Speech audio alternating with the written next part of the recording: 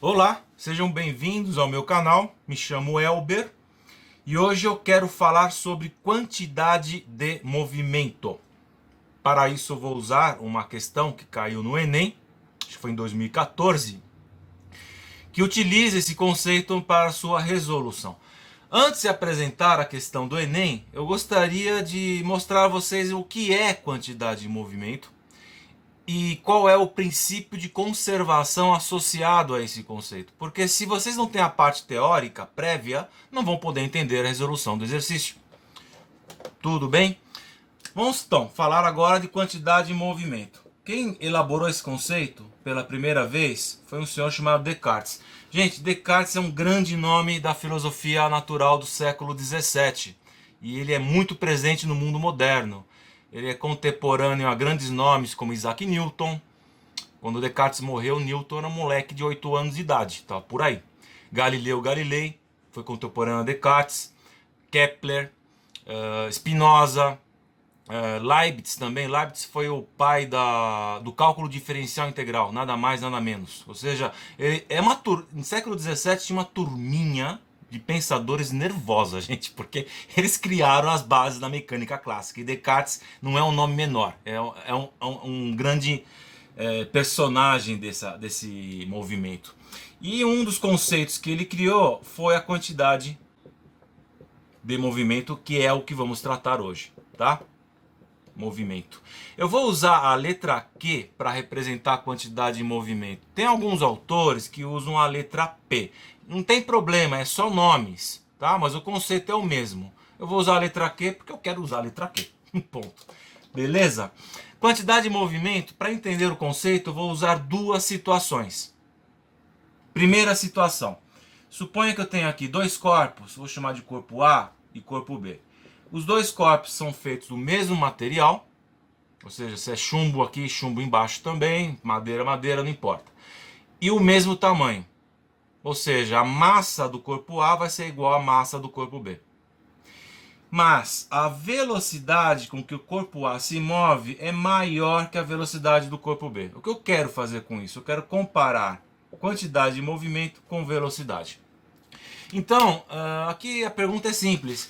A quantidade de movimento do corpo A é maior, menor ou incluso igual à quantidade de movimento do corpo B? O que vocês acham? É intuitivo, gente. Quantidade de movimento, pensem assim, a quantidade de matéria que se move. Movimento é velocidade. Então, quanto maior a velocidade do corpo, vamos colocar aqui, quanto maior é a velocidade, a quantidade de movimento vai aumentar, certo? Ou seja, quantidade de movimento e velocidade são grandezas físicas diretamente proporcionais. Primeiro conceito. Essa é a primeira situação. Vamos agora para a segunda situação.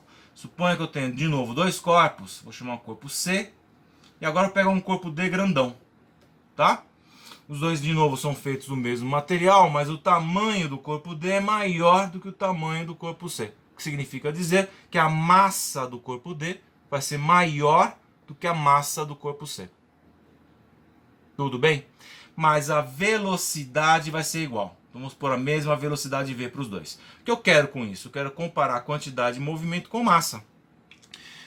De novo, gente, é intuitivo. Como eu lhes disse, quantidade de movimento, a gente pode pensar assim, quantidade de matéria que se move. Então, quanto maior a massa, ou seja, quanto maior a quantidade de matéria, vamos colocar aqui, quanto maior a massa, maior será também a quantidade de movimento. Quantidade de movimento e massa, portanto, são grandezas diretamente proporcionais. E daqui a gente fecha a definição de quantidade de movimento. Quantidade de movimento, portanto, vai ser o produto da massa pela velocidade. Para onde aponta a velocidade, vai apontar a quantidade de movimento. Essa é a definição. Esse é o primeiro passo que temos que fazer, certo? Isso aqui é a definição de quantidade de movimento.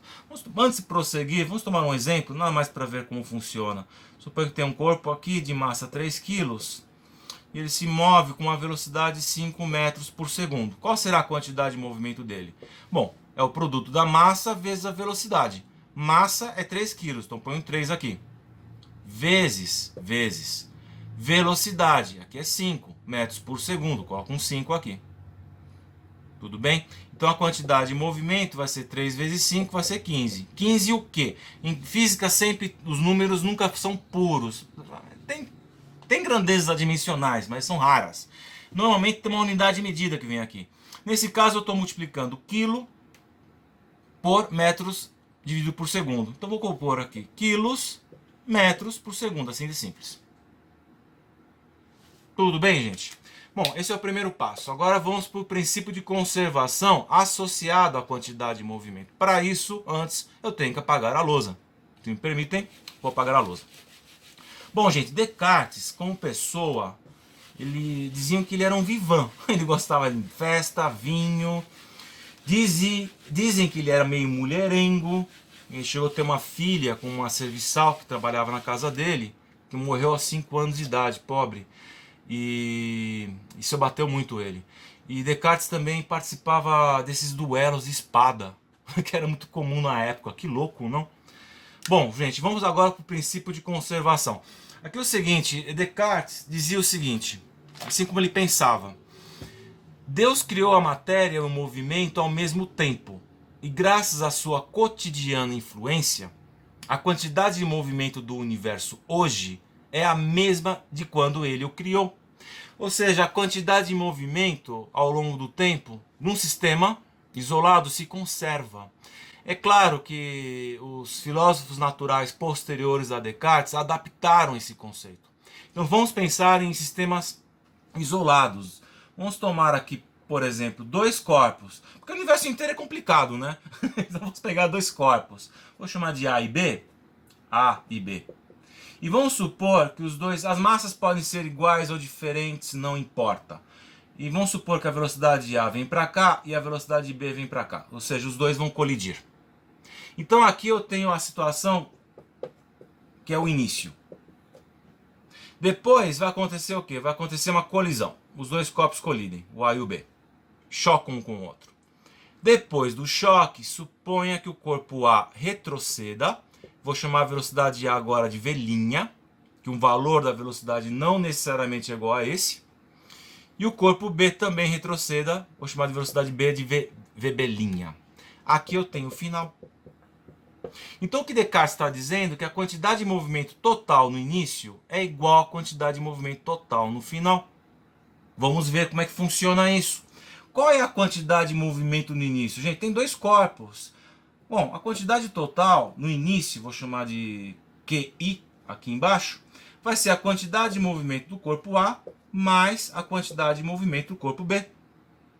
Ou seja, a quantidade de movimento no início vai ser, como foi dado na definição, massa de A vezes velocidade de A mais massa de B, velocidade de B. Aqui está, quantidade de movimento do início. Aí os corpos se chocam, aí vem o final. Bom, a quantidade de movimento do final vai ser quanto? Total. Vai ser de novo a quantidade de movimento do corpo A, vou chamar de linha, porque a velocidade é diferente dessa que está aqui, mais a quantidade de movimento do corpo B, linha. Ou seja, a quantidade de movimento no final vai ser a massa de A, que vai ser a mesma massa, é claro, é o mesmo corpo, certo? Vezes a velocidade com que ele retrocede, mais a massa de B, vezes a velocidade com que ele retrocede. Essa é a quantidade de movimento final. Agora vem o princípio de conservação. A quantidade de movimento total do início vai ser igual à quantidade de movimento total no final. Ou seja, quantidade de movimento do início igual à quantidade de movimento final. Deixa eu fazer de uma cor vermelha para ficar mais assim emocionante, né? Aqui está o princípio de conservação, ó. Certo? Ou seja, a quantidade de movimento no início é essa expressão. Então vou pôr a expressão massa de A vezes a velocidade de A, massa de B, velocidade de B, é igual à quantidade de movimento no final, que é essa expressão. Massa de A, velocidade A', massa de B, velocidade de B'. Então aqui eu tenho a expressão que vai resolver muitos problemas associados à quantidade de movimento. É isso, conservação da quantidade de movimento. Já tem toda a teoria que vocês precisam para resolver o problema do Enem. Tudo bem? Bom, agora eu vou apagar a lousa de uma maneira flash e vamos agora sim ler a questão do Enem. Beleza?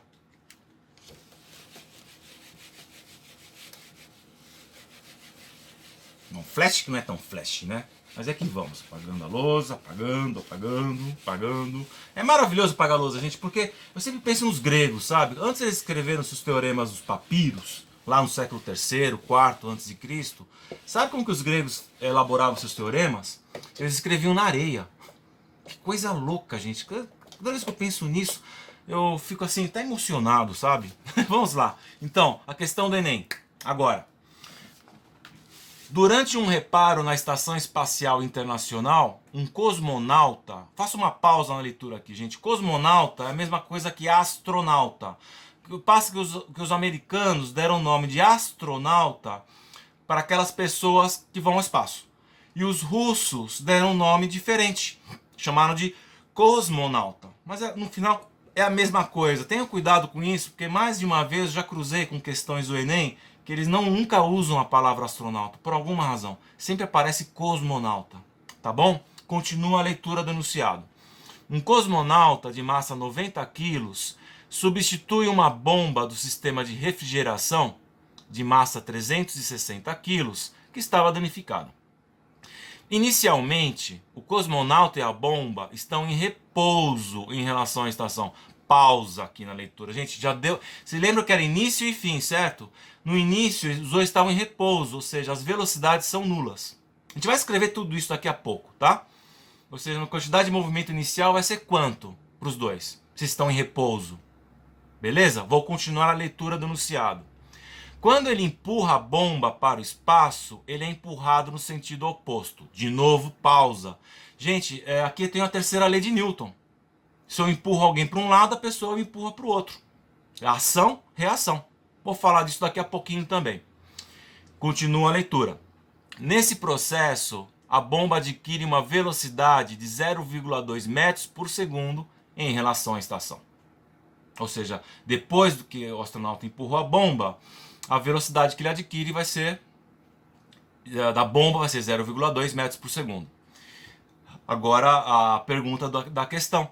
Qual é o valor da velocidade escalar? Essa palavra, gente, escalar é muito importante. Vou falar dela daqui a pouco. Adquirida pelo cosmonauta em relação à estação após o empurrão. Beleza? Bom, gente, vamos agora ler de novo o enunciado, mas agora eu vou já fazer um esquema que nos permita ver a questão de maneira mais gráfica. Tá certo? Vamos começar de novo. Durante um reparo na Estação Espacial Internacional, um cosmonauta. Legal, vamos pôr o cosmonauta aqui. Ó, imagine que isso aqui seja um cosmonauta, tá? 90 quilos. Vamos escrever aqui em cima, início. Início. A massa dele é 90 quilos. 90 quilos. Deixa eu fazer melhor, gente. Tá meio apertado aqui, eu tenho espaço. Vamos escrever aqui, início, tá? Cosmonauta, massa 90 quilos. E aqui eu tenho a bomba. Suponha que esse quadrado seja a bomba e a massa da bomba é 360 quilos. A velocidade do cosmonauta, eu vou chamar de VA, é 0. E a velocidade da bomba também é 0. Tá? Daí o que acontece? O cosmonauta vai empurrar a bomba. Então vamos por aqui embaixo. Final. Depois do empurrão. Então aqui eu tenho o cosmonauta. Tá assustado. Que ele esqueceu da terceira lei de Newton, antes de empurrar a bomba, e aqui está a bomba. A bomba ela retrocede com velocidade 0,2 metros por segundo. E o cosmonauta vai retroceder também com uma certa velocidade. Aquela coisa, ação e reação, gente. Terceira lei de Newton. Eu empurro a parede e a parede me empurra de volta. A força com que eu empurro a parede vai ser igual à força com que a parede me empurra. Então, nesse caso, vai ser a mesma coisa. O astronauta empurra a bomba e a bomba vai empurrar de volta o astronauta com a mesma força.